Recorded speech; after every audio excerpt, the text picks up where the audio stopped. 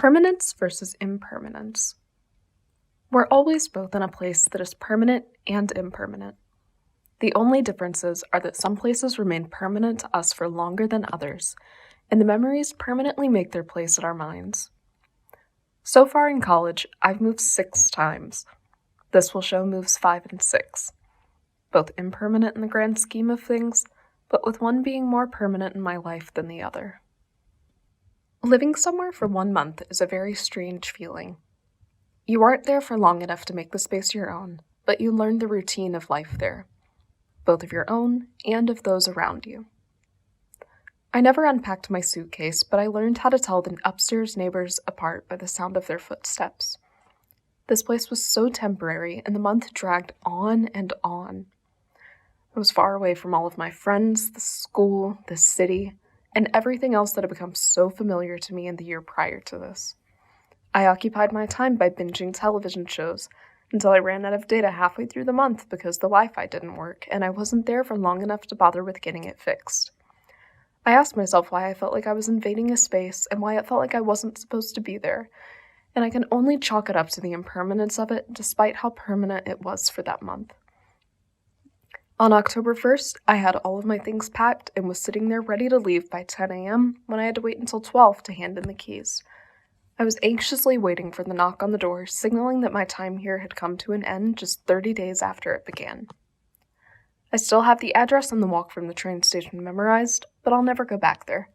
It will never again be a permanent place in my life for any period of time, but it has left me with permanent memories.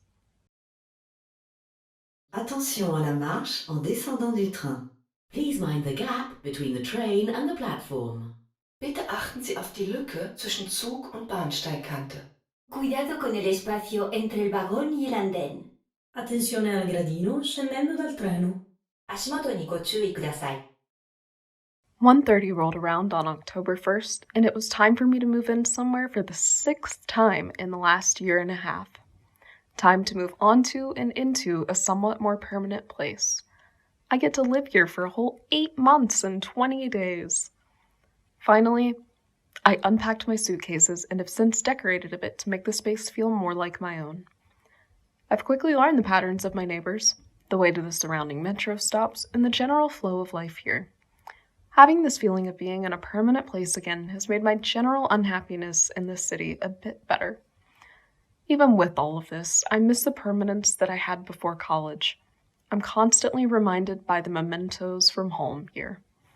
This feeling of nostalgia and sadness makes me have to remind myself of how lucky I am to be here and to have this opportunity, even if I'm not always happy living in this city.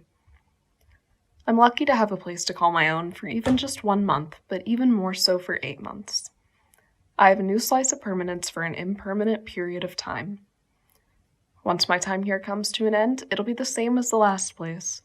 I'll anxiously wait to leave and move on to what's next, never to call this space my own again, even if I always remember the address and the way here. It'll just become permanently locked in my past as I move on to a new future.